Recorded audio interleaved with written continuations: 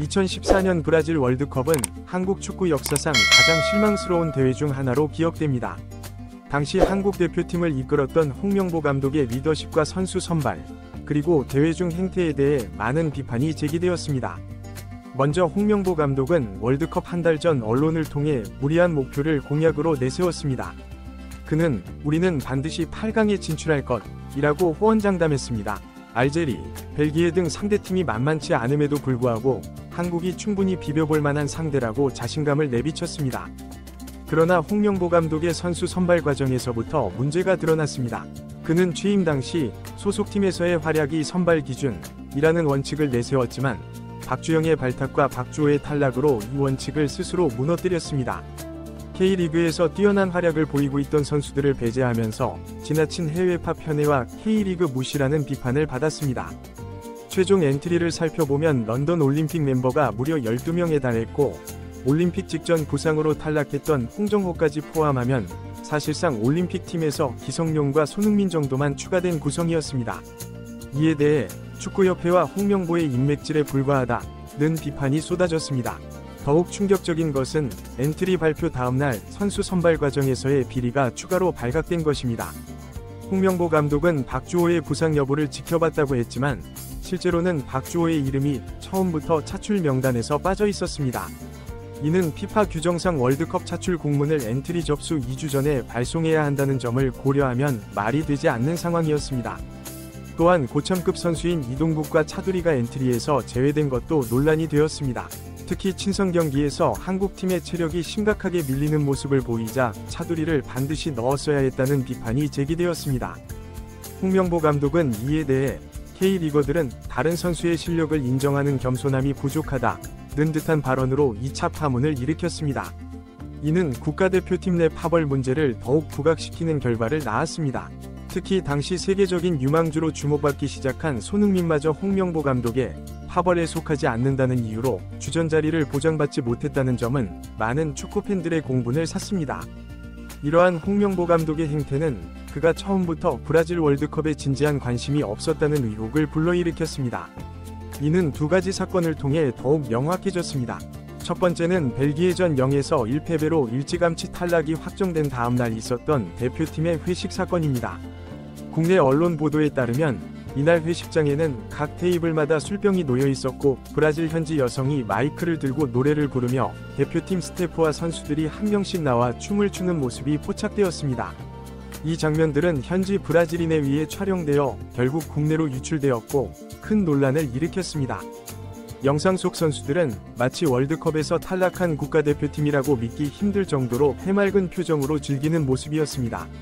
현지 여성을 끌어안고 몸을 밀착시키며 춤을 추는 모습, 술을 마시며 웃고 떠드는 모습들이 고스란히 담겼습니다.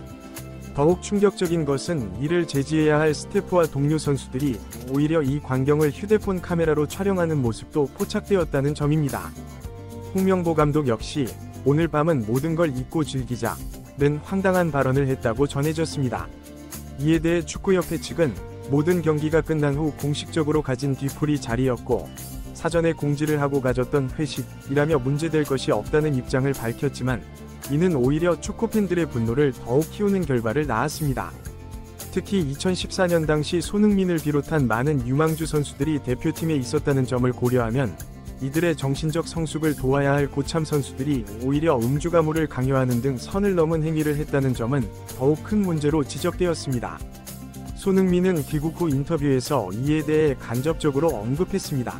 그는 "첫 월드컵 데뷔전이라 내심 기대하던 부분이 없지 않았다. 솔직히 대표팀 선배들과 위기투합하여 아무리 강한 상대라도 투지를 보여줄 것으로 기대했지만 잘 되지 않았다며 아쉬움을 표현했고, 다음 기회엔 훨씬 성장된 모습을 보여주겠다면서 축구 하나에만 집중해야 할 필요성을 느꼈다고 말했습니다. 이는 홍명보 감독의 리더십과 팀 문화에 대한 간접적인 비판으로 해석되었습니다.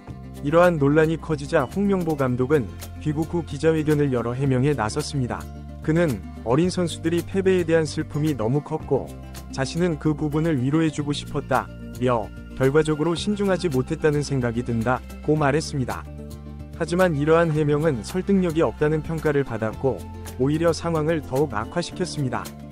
결국 홍명보 감독은 2차 기자회견을 열어 사태의 책임을 선수들에게 돌리는 발언을 하게 됩니다.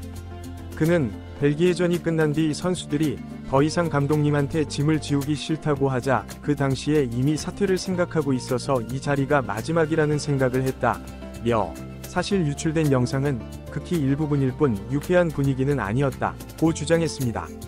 또한 이구아수 폭포 관광 계획을 취소했다고 말했지만 이 역시 이구아수 폭포 공식 페이스북에 대표팀 선수들의 사진이 게재되면서 거짓말로 밝혀졌습니다. 이러한 일련의 사건들은 홍명보 감독이 처음부터 2014 브라질 월드컵을 성공적으로 이끌 위지가 없었다는 의혹을 더욱 강하게 만들었습니다. 특히 최종 엔트리 확정 하루 뒤에 홍명보 감독이 분당구 운중동에 땅 약 78평을 매입했다는 뉴스가 보도되면서 이러한 의혹은 더욱 커졌습니다.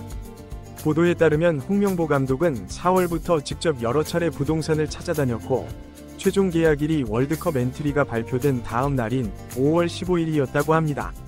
심지어 홍명보를 만난 부동산 중개인은 지금 이렇게 땅만 보러 다녀도 괜찮냐고 꾸짖었다고 전해졌습니다. 물론 개인적인 일로 토지를 매입하는 것 자체가 문제가 되는 것은 아닙니다. 그러나 그 시점에 다른 나라의 감독들은 본선 진출을 위해 밤새워가며 전술을 짜고 있었다는 점을 고려하면 홍명보 감독의 행동은 매우 부적절했다고 볼 수 있습니다. 홍명보 감독은 축구협회에 계약서에 도장 찍으러 1시간 정도 시간 낸 게 전부라고 해명했지만 파주에서 분당까지의 거리를 고려하면 왕복만 해도 상당한 시간이 소요되었을 것입니다. 결국 이는 그가 월드컵 준비에 태만했음을 보여주는 증거로 받아들여졌고 이후 땅명보라는 비아냥거리는 별명까지 얻게 되었습니다. 이러한 일련의 사건들은 한국 축구의 미래로 주목받던 손흥민을 비롯한 젊은 선수들의 성장에도 부정적인 영향을 미쳤다는 점에서 더욱 큰 문제로 지적되었습니다. 차범근, 박지성 이후 오랜만에 탄생한 세계적인 선수로 평가받던 손흥민을 제대로 활용하지 못하고 오히려 부적절한 환경에 노출시킨 것은 용서받기 힘든 일이라는 평가를 받았습니다. 결과적으로 2014 브라질 월드컵은 한국 축구의 암흑기를 보여준 대회로 기록되었습니다. 이는 단순히 경기 결과의 문제를 넘어 대표팀 운영과 축구협회의 행정, 그리고 축구 문화 전반에 대한 근본적인 성찰을 요구하는 계기가 되었습니다. 이후 한국 축구는 이러한 쓰라린 경험을 교훈삼아 변화를 모색했고 점차 긍정적인 변화의 조짐을 보이기 시작했습니다. 그러나 2014년 브라질 월드컵의 실패는 여전히 한국 축구 역사에서 가장 아픈 기억 중 하나로 남아있으며 앞으로도 이러한 실수를 반복하지 않기 위한 경계의 대상으로 여겨지고 있습니다. 2014 브라질 월드컵 이후 한국 축구는 큰 변화의 시기를 맞이했습니다. 홍명보 감독의 사퇴 이후 축구협회는 대표팀 운영 방식과 선수 선발 과정에 대한 전면적인 재검토에 들어갔습니다. 우선 새로운 감독 선임 과정에서 투명성과 전문성을 높이기 위한 노력이 있었습니다. 축구협회는 기술위원회를 재구성하고 국내외 다양한 전문가들의 의견을 수렴하는 과정을 거쳤습니다. 이는 과거 인맥이나 파벌에 의존했던 관행에서 벗어나려는 시도였습니다. 또한 선수 선발 기준을 명확히 하고 이를 공개적으로 발표하는 등 투명성을 높이는 정책을 도입했습니다. 소속팀에서의 활약, 대표팀에서의 기여도, 팀 전술과의 적합성 등 다양한 요소를 종합적으로 고려하는 시스템을 구축했습니다. 이는 과거 특정 선수들에 대한 편애 논란을 불식시키고 실력 위주의 선발을 보장하기 위한 조치였습니다. 대표팀 운영에 있어서도 변화가 있었습니다. 선수들의 심리적 관리와 팀 문화 개선에 더 많은 관심을 기울이기 시작했습니다. 전문 심리 상담사를 영입하고 팀 빌딩 프로그램을 강화하는 등 선수들의 정신적 측면을 강화하는 데 주력했습니다. 이는 2014년 월드컵에서 드러났던 팀 분위기와 선수들의 태도 문제를 개선하기 위한 노력의 일환이었습니다. 더불어 유망주 발굴과 육성 시스템도 대폭 개선되었습니다.